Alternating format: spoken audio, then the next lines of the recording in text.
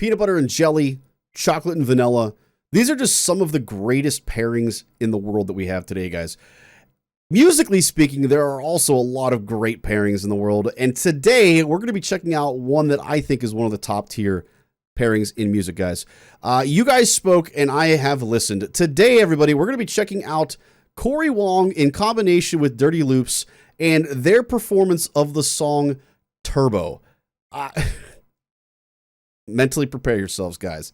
Just mentally prepare yourselves, because it's about to be insane and incredible. With that being said, everybody, let's get into it.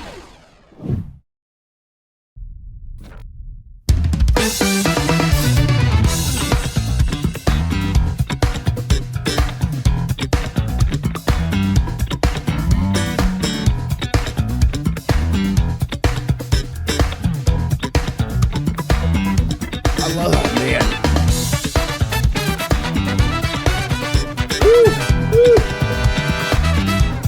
Some of those turns, holy cow.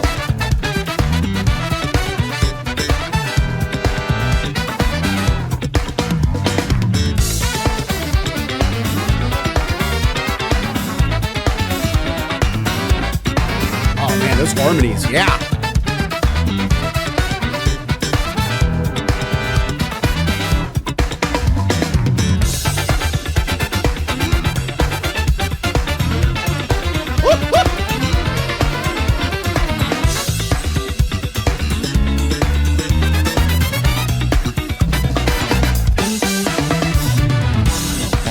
Oh, okay. I don't ever pause this early, but I'm pausing this early because that was bananas. First of all, I want to say major shout out and appreciation for high level dynamic playing. In so many of the songs that we react to here on the channel, you know, we'll have some crescendos and decrescendos, and that's about it.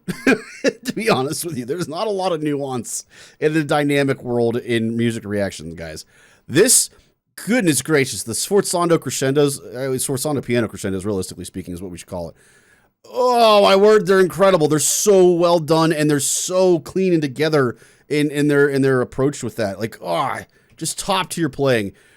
And then on top of that,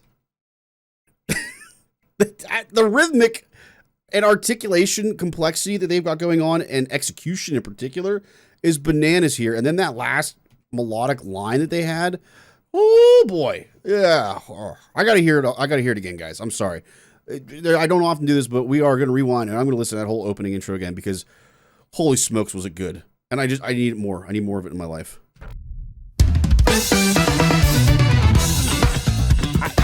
Sorry, pause real quick. Can you imagine trying to play on the downbeat with that little intro? Like, just imagine, if you're a musician, imagine that's all you get before you come in on the downbeat.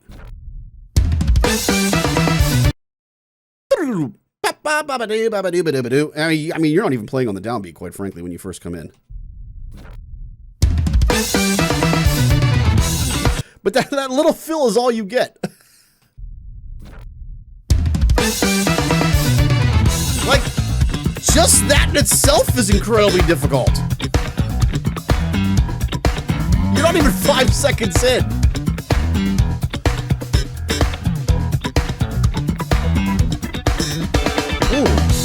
Oh, what was that? Was that on the keyboard? There's a real high-end thing going on there. What was that? That was cool.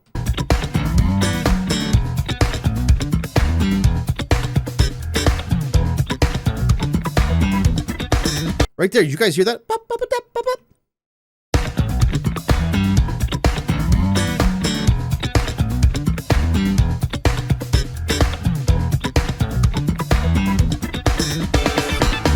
What is it? Is that a keyboard? Is he playing that live, or is that something layered in over top? Like that was really cool. I don't know. It has to be a keyboard, because I don't know, like a synthesizer specifically, because I don't know what instrument that was. It was really neat though. And then the fill that he has after it. I'm sorry, guys. I'm sorry. I'm sorry. There's so much amazingness. There's so much to break down in this.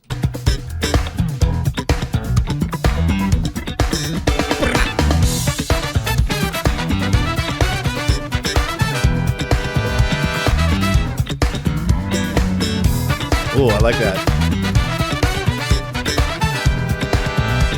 Yeah, those sforzando piano crescendos, guys.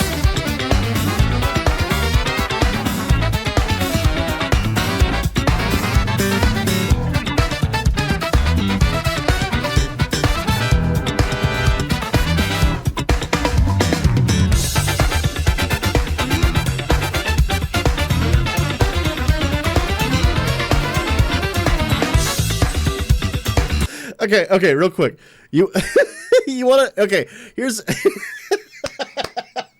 I'm sorry. Okay, for any of you non-trombone players out there, if you ever want a litmus test as to how difficult the stuff is that they're playing, watch their slide, and if it looks like they're lost, it's really, really difficult. Like, if you watch the trombone, so again, I'm a trombone player by trade, guys. That's who I'm going to tend to focus in on. All of the man, the reeds are so tight on this, guys. The reeds are incredible on this. But if you watch the trombone player, it literally just looks like he's lost. Like, he's just kind of like, oh, I don't know where I'm at, guys. Like, that's how insanely difficult this is. When it looks like the trombone player is just lost, it's really, really hard.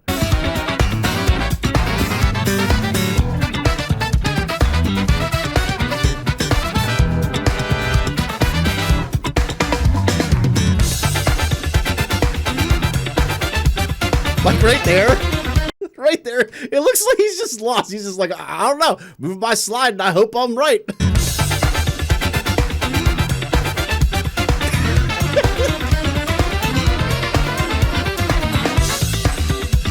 But what, okay, so obviously I joke about that, but realistically what that's showing is that he has incredible flexibility.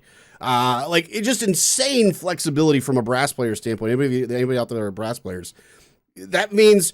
So what he's doing there is he's lip slurring between a lot of different partials there, and in each partial that you play as a trombone player specifically. So trumpets, it's your ring finger. You do little nuanced movements with your ring finger and your thumb to get different notes in tune. With a trombone, your slide position, it's not always the same position. So for instance, if I play, let's say an E in the upper register and I play an E in the lower register, my slide position is not exact. We say it's the same position. We say it's second position if it's a natural. But in reality, it's not. We do minor little adjustments on that slide to make sure the note is in tune.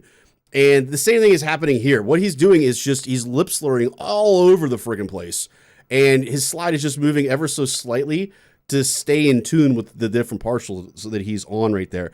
It's just, God, it's the stuff they're playing is bananas, guys. I'm sorry. I know I keep stopping and talking a lot about this, but there's a lot here to take in. I promise we will keep going this time. I hope. That line right there is just bananas.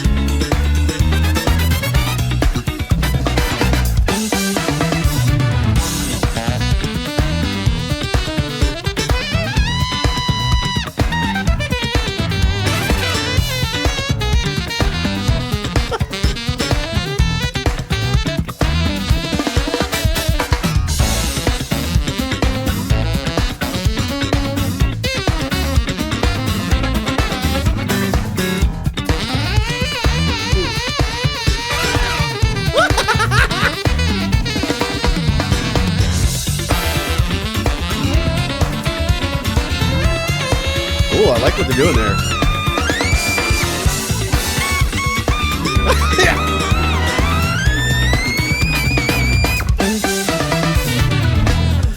That was like music reaction inception right there, FYI. So one, the sax player here, holy smokes, guys, just incredible solo.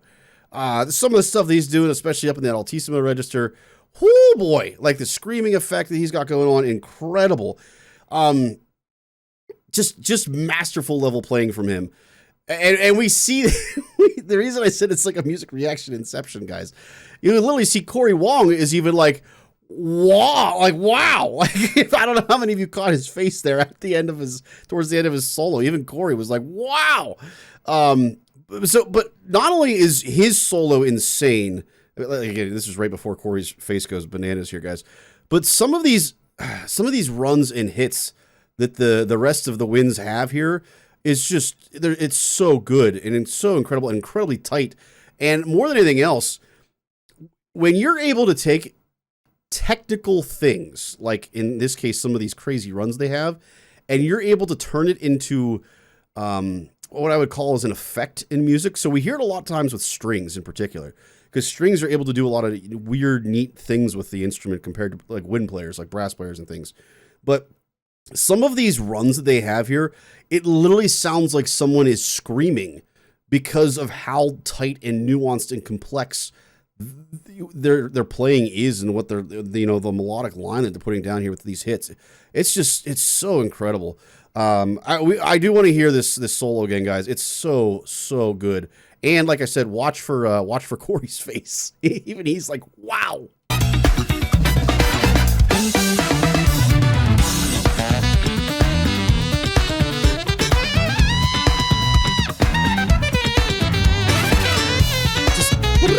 Like,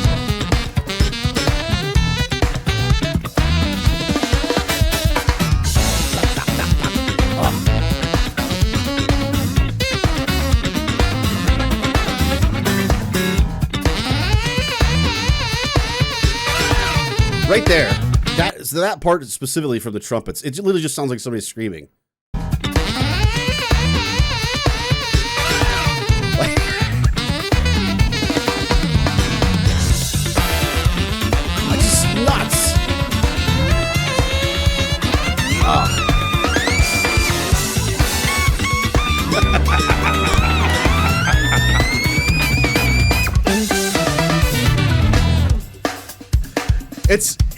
It's fun. It's fun like that. It's hard to explain to people that aren't musicians, like that play in groups like this. There are times like when especially with solo sections where people are just kind of making stuff up off the fly and they're ripping into this stuff and they're just letting loose, man, and they feel it. Like, you as a player feed off of that. Like, you can feel it when a player is just like, wow, like they just nailed that, man. Like, you feel it. You as a musician, you want to meet that and match that. It's such a cool feeling. That's one of the things that makes music so good, is that you feed off of that camaraderie is the best word I could put for it. When other people are just incredible and excelling and showing massive levels of musicianship, it's so much fun. And by the way, stuff like that is hard to do without incredible support from the rest of the group, and the rest of the group is killing it too. Not just the soloist there. Oh my goodness.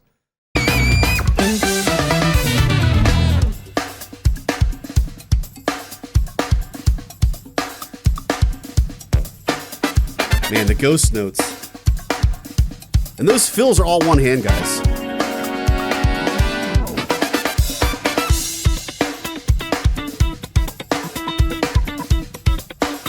I like that he's starting real simple. He's letting us kind of get used to let us settle in a little bit before he goes and blows our mind.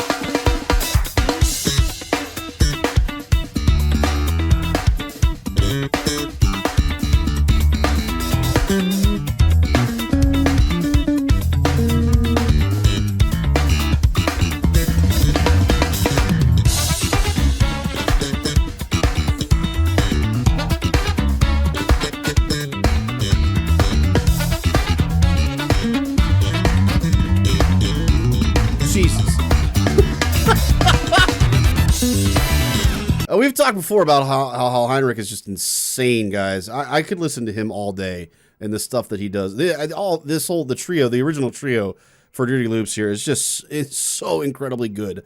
It's just a high level of musicianship that just does not exist very many places in the world. Oh my gosh, they're so good. I got to hear Heinrich again with that lick, guys.